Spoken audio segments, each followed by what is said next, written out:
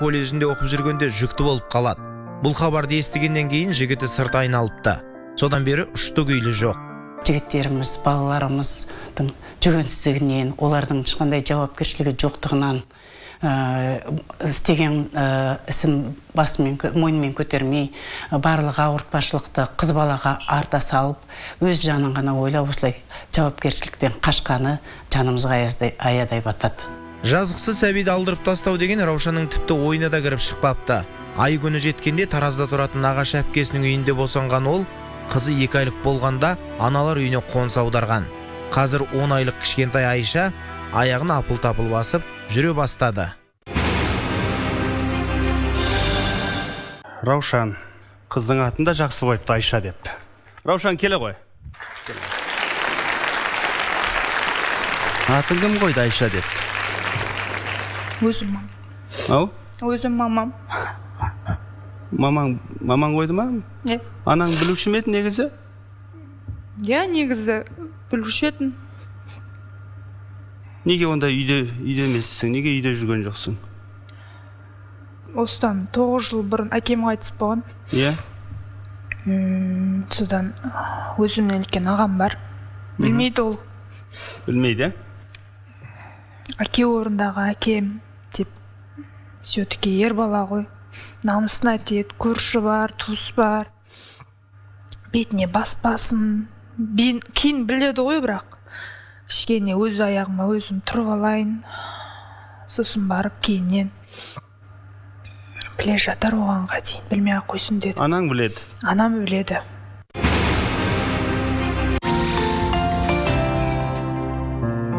Жазушы, драматург Рақымжан Отарбаев қазір не жазып жүр? Мен мына прозада, драматургияда шығынбайды. Белгілі қаламгердің өкініші бар ма? Өзім шапағаттан көрі кесапатты өрі сағадым. Мінезім. Осы сәрсенбіде келбет бағдарламасында. Осы аптада Қытай Халық Республикасының парламент депутаты. Мейлі кәсіп ізденем десе, мейлі тіршілік ізденем десе, мейлі махаббат іздейм десе де жол ашық. Жазушы Ақбар Мәжитпен сұхбат.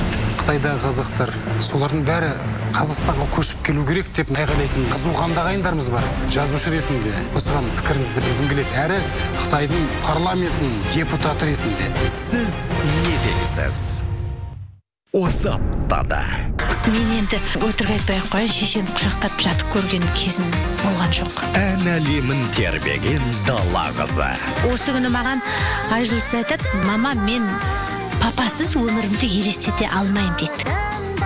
Жүрегімен ақтарылмақ. Қазір артыңа қарасаң, 20 жылда бәрі өтірік сияқты. 21:00-де. Негізі, мына дененің ар жағында өте мейірімді жүрек бар. Жанар Айжанованың дара жолы. Анаң қандай күйде болды естігенде?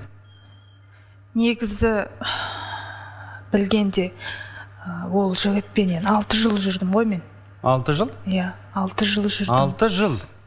Аха. Ол қай жердің жігіті? Сол бірге өзің таныс? Сол Тараздікі. Сол Тараздың тумасы.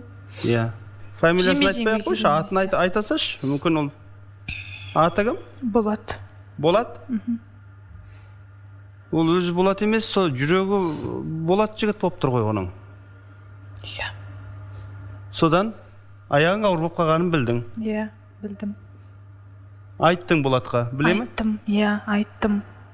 Содан ол айтты, өзіңнің Қызылордадағы поликлиникаңа тіркеліп, не қылттыра бер, көріне бер. Біз деген мүлдем үйленетін болдық қой, үйленетін болып шештік екеуміз. Мен ойым жинай алмай қалдым. Айтшы. Тіпті 6 жыл жүрген жігітің сонда үзілді, кесілді, бас тартты, солай ма? Аяқ астынан. Екеуміз ұрысқанда жоқпыз, екеуміз қырылысқанда жоқпыз. Ол маған алдырып таста деп те айтқан жоқ. Ешқандай несіз аяқ астынан жоқ болып кетті. Мүмкін ол сен оған дейін жай ғана бір ермек ретінде ұстап жүрген шығар, мүмкін алдап жүрген шығар. Ол мүмкін араларында ешқандай бір сезім, махаббат болмаған да шығар. Ол өзінің несінде ғана шығар, ойында ғана шығар тегді. Әлде бірдеңеден қорыққан шығар, мүмкін басқа бір адамы бар шығар. Не себеп болуы мүмкін? Мен соның себебіне басым жетпей тұрды. Ақылды қызсың, сөзің қандай, өзің қандайсың? Не болды? Білмедім оң жағында менде. Мына үйге кім айтты осындай үй бар деп? Бастапқы февраль айында келдім осы жаққа, Таразға келдім мен. Бұл үлкен қадамға жалғыз өзім бес қой, кінәлі, оның да несі бар деп сөйтіп келген кезімде жездем хабарласты оған. Мамамның жаңағы жездесі, мен те жездем деп айттым. Сол хабарласқан кезінде айтты: жоқ, мен мұндай Райхан деген адам танымаймын деді. Одан кейін мен де қоя қойдым, намыс бар ғой менде де. Ол мен танымаймын деп айтқаннан кейін хабарды да үздім, хабарласқан да жоқпын, айтқан да жоқпын, телефон бәрін өзгертіп тастадым. 6 жыл бірге жүру. Мен енді көп түсінбеймін де, енді мысалға қазіргі жастардың да енді бүкіл танымы, көзқарасы басқа болып бара жатыр ғой. Бірақ енді ыңғайсыз болса да сұрайыншы. Осы бір аналардың бәрі қыздарының құлақтарына құйып жатады ғой. Табалдырық аттамай, босағадан аттамай, айналайындар, тыныш жүріңдер деген. Оны айтқан шешем. Шешем айтатын: қызым, сен ертең үлкейесің, есейесің, біреудің босағасын аттайтын шақ келеді, осы үйден ұзатыласың, осы үйден ұзатылып, сол үйдің табалдырығын аттап, сөйтіп бара осындай үлкен қадамға шаг жасау керек. Ондай мені жасама, қателік жасама, ақылың бар ғой, ақылдысың ғой деп сөйтті. Енді ол бір, оның барлығы есте болмайды емес, болады ғой, бірақ сезім дейді ғой. Сезім, махаббат. Сезім, махаббат дейміз, бірақ мына балалардың әкесіз өсіп жатқанын, туыссыз өсіп жатқанын, бүкіл өмірімізге балта шауып алғанымызды түсіне қоймаймыз ау.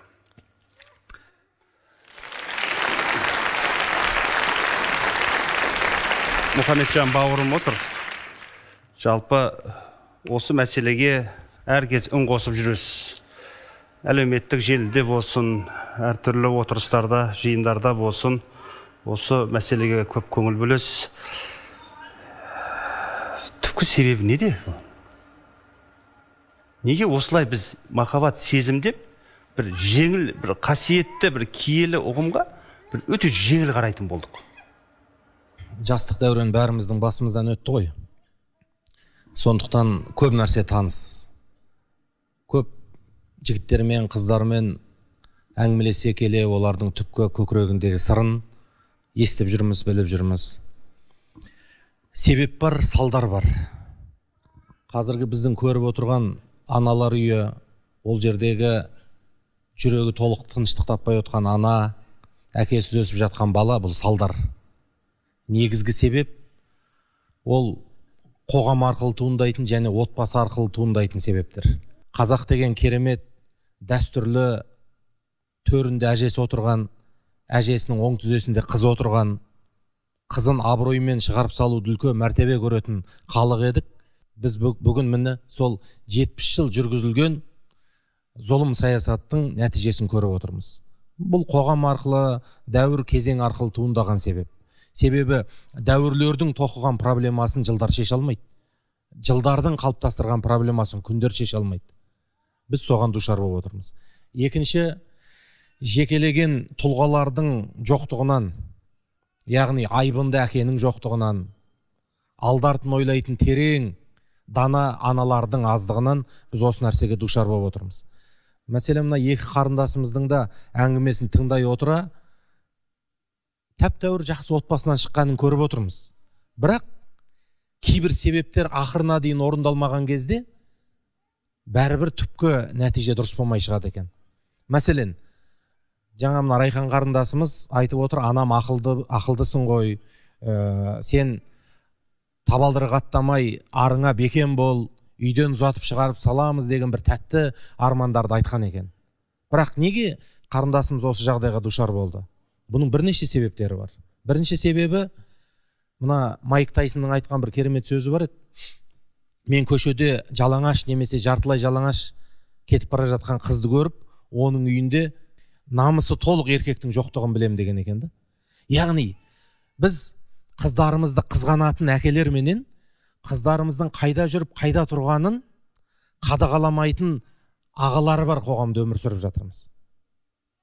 Біз кішкентайынан қыздарымыз бізге шынын айтуға емес, бізге жалтаруға мүмкіндік беріп жатқан қоғамда өмір сүріп жатырмыз. Себебі әкесіне еркелеп өспеген қыз ертең тұрмысқа шыққан кезде де күйеуінің жүрегін шаттандыратын қылықты жарға айнала алмайды екен. Себебі еркекке деген қарым-қатынасты қыз бала ең бірінші әкесімен қарым-қатынастан басталады. Әкесіне кез келген уақытта сырын айтып, әкесіне батыл ойын айтып, әкесін жұмыстан келгенде құшақтап қарсы алып, кетіп бара жатқанда бетінен сүйіп шығарып салатындай қыз болатын болса, ертең ол тұрмысқа шыққанда да өзінің жұбайын игеріп ала алады. Жұбайымен ортада берік бір махаббаттық байланыс орнайды. Өкінішке орай, көптеген әке шаңырақта қызымен байланыс жоқ. Қызының ойында не бар? Ол нені армандап жүр? Ол нені жақсы көреді, нені жек көреді деген нәрселерге мүлдем бейжай қарайды. Себебі қол тимейді.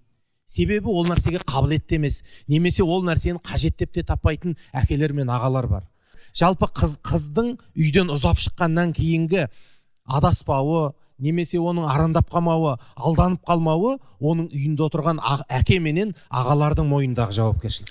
Яғни солар соны сезіну керек қой бірінші. Соны бірінші сезіну керек. Яғни біз қыздарға кінә арта бермеуіміз керек. Бірінші кезекте қыз кінәлі емес.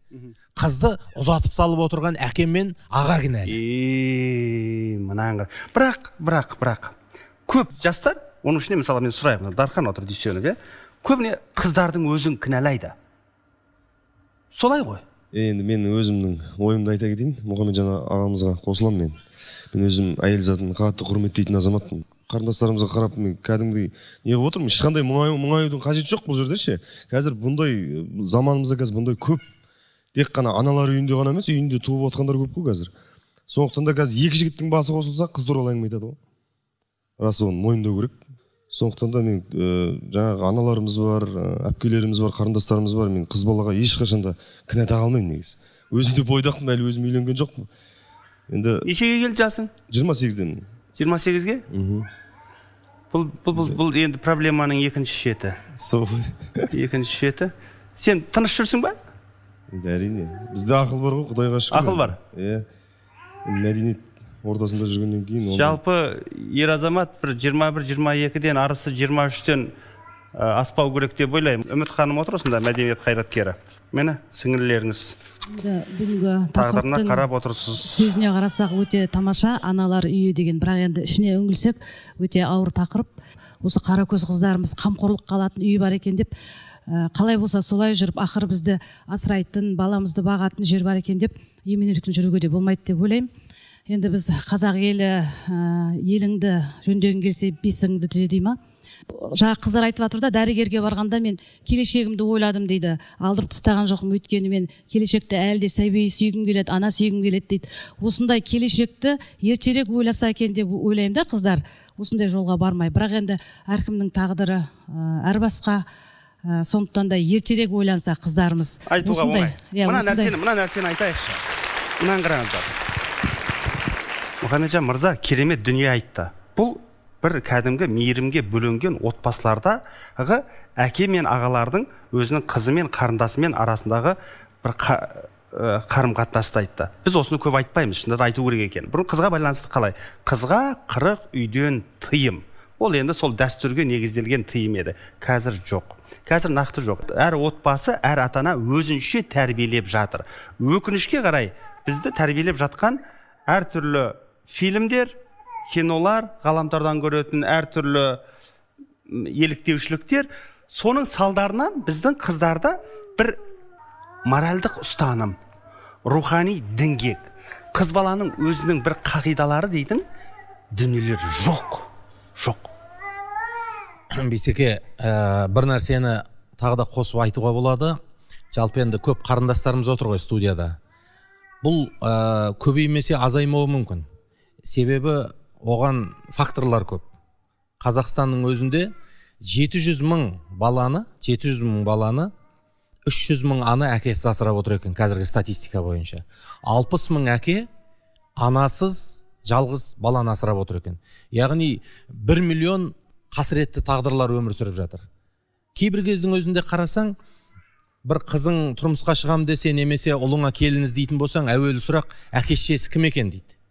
Жоқ, міндетті түрде. Әкесіз жоқ екен, шешесіз жоқ екен десе, адам сәл де болса кідіріп қалады. Бірден құшағын жайып қабылдамайды пікірді. Ал осы 700 мың әкесі шешесіз өсіп жатқан қыздар ертең біреуге келін, біреуге күйеу бала болады. Бұл да үлкен мәселенің шеті. Екінші, қарындасымыз айтып отыр, 6 жыл бір жігітпенен көңіл қосып өмір сүрді. Біз жүру деген, қыз бен жігіттің жүру деген процесті бір табиғи нәрсе сияқты қабылдайтын болдық қазір. Мен айтып отырған ең басты нәрсе осы. Яғни қыз бен жігіт бір-бірін танымасын деген нәрсе жоқ. Бірақ ұзақ жүрген сайын жақсы білесің деген дүниеде жоқ. Себебі жаңа бауырымыз өте жақсы айтып өтті. Қыз ол құлақтан семіреді, жалпы сезімге жақын, сондықтан оны алдау оңай. Яғни қыз бала өзінің болашақ жарын таңдайтын кезде суық ақылға, суық сезімге құрылған еркек адамның ақылы менен насихаты бірінші жағдайда қажет. Біз көп жағдайда әкелер, мүмкін әке-шеше жоқ болса да ағалар, әпкелер, біз іні қарындасымыздың немесе бала-шағамыздың киім таңдауын араласамыз. Анан алма, мынан ал. Мамандық таңдауын араласамыз. Оқу таңдауын араласамыз. Бірақ байқайсыздар ма? Біз соңғы уақытта ең басты нәрсеге араласпайтын болып жатырмыз. Ол не? Жар таңдау. Жар таңдауға керісінше нағыз ақыл толысқан тәжірибелі адамдардың насихаты керек еді. Мүмкін киім таңдауға, мүмкін мамандық таңдауда олар шатаса қоймас. Бірақ жар таңдауда ол міндетті түрде шатасу мүмкін. Біздің құдалығымыз бенен тойдың мәселесі қай жерден басталады? Өкінішке орай, менің қызымның жүріп жүрген жігіті бар екен, немесе жігітімнің бір сөйлесіп жүрген қызы бар екен, кім екенін білмейсің. Сондықтан сіздерге мінекей сөйлесейік деп құдалыққа келдік деген жерден басталады негізгі әңгіме. Сондықтан да қыз бенен құданың құдаға қадір өтпейді. Бір-бірін бұрыннан жақсы танымайды, кім екенін білмегендіктен ертең қыз бен жігіт ренжісіп жатса, қол сілтеп ажырасып кетуде оңай болып жатыр. Сондықтан қазіргі уақыттағы 4-тен 1, 3-тен 1 дәрежеге ажырасудың жетуінің де негізгі себебі қызымыздың болашағы неге байланысты, ұлымыз ертең кімді алады дегенді кішкентай кезінен ойламағандықтан. Тағы бір айтып өтетін нәрсе, қыздарымыз бұны ескереді деп ойлаймын. Махаббат деген бір асқа қосқан тұз секілді, немесе шөлдегендегі бір жұтым су секілді, сондай бір қастерлі дүние. Ал біз махаббатты өміріміздегі елеусіз дүниеге айналдырдық. Оған да үлкен себептің бірі, төңірегімізге қарасақ, телесериалды қоссақ, махаббатқа үндеп жатыр. Кез келген әнді тыңдасақ, махаббатқа үндеп жатыр. Яғни махаббаттың қисапсыз насихатының өзі адамдарды адалдық, жауапкершілік деген нәрседен әкетіп, керісінше махаббатқа малданып, махаббатқа алдануға итермелеп жатыр. Қыздарымыз құлағынан наушник тастамайды, ұлдарымыз наушник тастамайды, азаннан кешке дейін жүрегім саған, махаббатым, жалғызым, сүйіктім деген әндермен жүреді, махаббат негізгі тірек екен деп, жігітке өзінің тағдырын тапсырып қояды. Ал махаббат деген бір жалаң қылыш сияқты нәрсе. Оның қаны болмаса, оны ұстайтын қуатты қол болмаса, кез келген жерің жарақаттап, сенің тағдырың тәлкекке айландырады. Сондықтан махаббат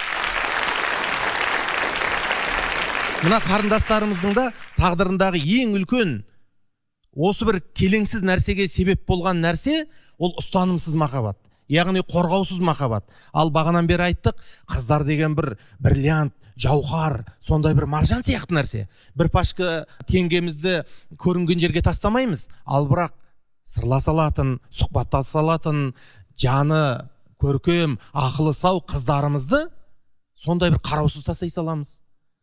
Соның арты не нәрсеге алып кеп жатыр? Бауырымыз айтқандай, жігіттер жауапкершілік сезінбей жатыр. Қыз арты неге душар ететінін білмей, тағдырын бір жігіттің қолына ұстатып жатыр. Сондықтан жауапты ең бірінші кезекте еркектер.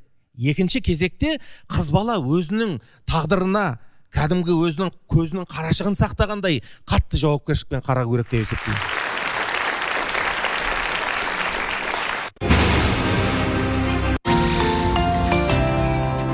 Түркі әлемінің алтын бесігі, Алтай өлкесі. Бұлар да өзінің ұлттық болмысын сақтаған. Енді бұл елдің тілі тіпті қазақтың тілі жақын. Тарихы ортақ, Тағдыры тарам халықтың наным сенімі қандай? Алтайдықтар жалпы дін жетпеген ғой ислам діні. Түбі бір түркі.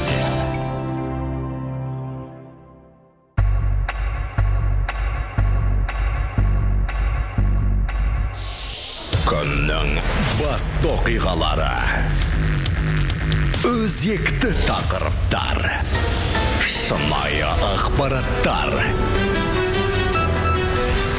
еліміздегі және әлемдегі ең тың деректер, объективті көзқарас. Жаңалықтарды бірінші болып естіңіз. Казньюс, сізге жақын жаңалықтар. Тұсаукесер. Көріңіз, оның не білдіріп жүрген? Көрсетпей қойыңыз, сенбеймін. Досыңа деген сенім сынға түскенде. Жомарт, әлде сенесіз бе? Әділдік қаншалықты маңызды. Жақында. Мұхамеджан ағаларың өте жақсы айтқан сияқты. Раушан, келісесің бе? Негізі шын аты Райхан, біз Раушан деп отырғанбыз, өзін Райхан деп айтып қойды. Біз атын айтпай-ақ қояқ дегенбіз, Раушан деп айтқанбыз. Сенің басынан өткен әңгіме, иә? Мына жерде осынша біз әтейлеп бірінші курстың қыздарын шақырдық. Бұлар ауылдан көбісі жаңадан ғана келді ғой. Бұларға бәрі қызық. Бұларда күндегі ойлайтындары, армандайтындары махаббат. Біз оның өмірдің дінге кетіп қойғанбыз, жаңа ағаларың айтқан сияқты. Біз күнде әннің бәрі сол, әңгіменің бәрі сол, әлеуметтік желінің бәрі сол, бұлардың армандары да сол. Бұлар сосын жүруге де жеңіл қарайды, иә? Соны армандайды. Бірақ егер сен қазір сол жігітке дейін, танысқанға дейін өмірің қайтып келсе, не істер едің? Шіркін қайтып келсе, басқаша істер едім ғой. Басқаша қадам жасар едім. Өмірім басқаша болар еді. Айтуға оңай ғой, бірақ қандай кеңес берер едің? Бұларды қазір көңілдері кәдімгідей күніне мың. Қазіргі уақытта сабақты ойласаңдар, сабақты ойлаңдар, ата-аналарыңды ойлаңдар, алдарыңда үлкен жол тұрғы, ол сезім деген, махаббат деген ол бола береді ол. Ақылды болу керек десейші? Иә, ақылды болу керек. Сезімнің етегіне ере бермей, солай ма? Иә. Жастардың өздерінен де сұрайық. Жастардың өзінен. Мінеке бүгін өте керемет пікірталас, яғни жастарға беретін мол кеш өтіп жатыр, айтуға оңай.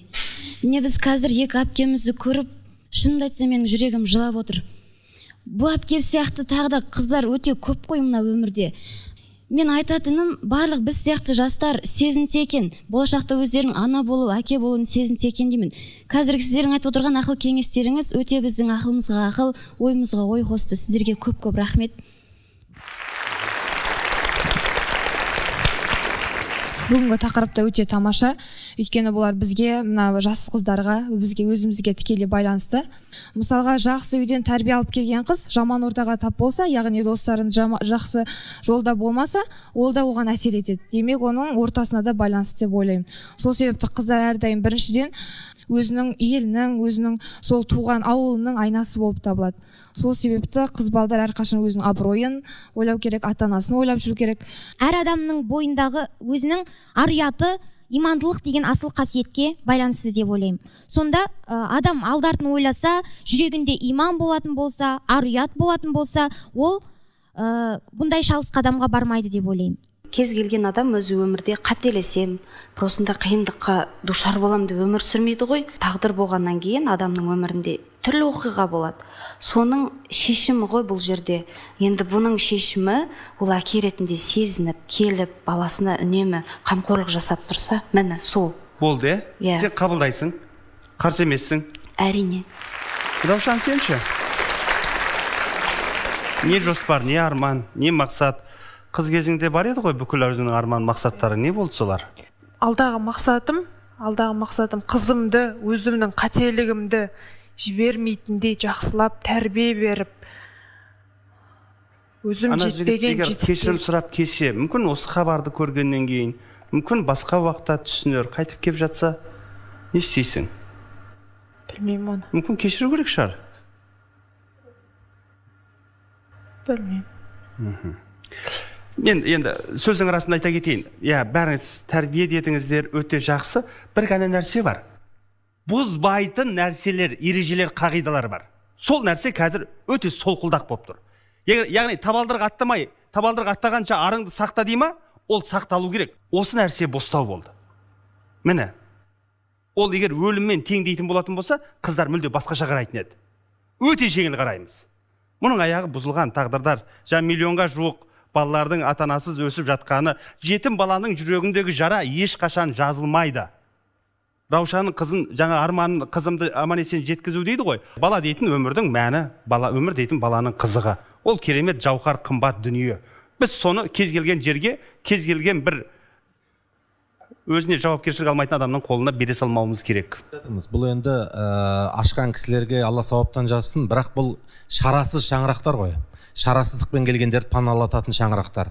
Біз мына батыс мемлекеттеріне, дамыған деген економикаға алдыға шыққан мемлекеттердің өзіне қарасақ, бір шаңырақтың астында әке, шеше, бала болып тұру арманға айналған. Сол неден басталды? Бірлі жарым адамдардың үйіне сыймай осындай шаңырақтарды паналауынан басталған болатын. Кейін жаппай қоғамда әке бөлек, шеше бөлек, ұл бөлек тұратын жағдайға келді. Ол елдің мемлекеттерімен сұхбаттасқан кезде армандарыңыз не деп зиялы қауымдарынан сұрай қалсаңыз, бірінші айтатын сөзі әке, шеше, бала боп бір шаңырақтың астында өмір сүру дейді. Бұл қазақ үшін армандайтын нәрсе емес, бұл керісінше өмірінен бөлінбейтін бөлшек болып тұратын уақытысында. Сол себептен де қазіргі әсіресе қыз балаларға айтатын нәрсе, жігітке өзіңнің тағдырыңды тапсыру, ол тұрмыс құрамын деген үлкен жауапкершілікті сезінген кезде ғана басталу керек. Және ол тірлікке үлкендерді араластыру керек. Қазір бір қыз бала бір жігітпен танысса, оны барынша жасыруға тырысады. Қызым қайдасың деп звондаса, үйдемін деп алдайды. Қызым қайдасың десе, өзі клубта отыруы мүмкін, немесе кафеде отыруы мүмкін, алдайды. Ал сол алдау өзін алдап жатқан. Сол алдаудың арты жауапсыз махаббатқа, махаббат мазаққа, мазақ ертең азапқа айналуы мүмкін.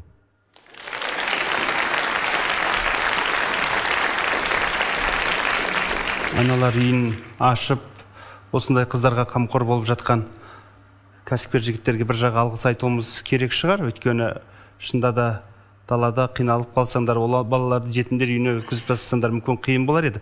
Ойластыру керек, жолын табу керек. Күтіп басқа қазақтың салт дәстүріне ғасырлар бойы келе жатқан өзінің құндылықтарына оралу керек қой. Оны біз бәріміз де білеміз, бірақ оны істеу өте қиын. Жалпы кез келген қыз баланың арманы ол босағаны асқақ аттау, адал неке суын ішу, атпал азаматқа жар болу, атанаға аяулы келін, ақмаңдайлы балаға ақжаулықты ана болу ғой. Сол армандар алданбасын, балалар жыламасын, олар әкесіз өспесін. Айту оңай.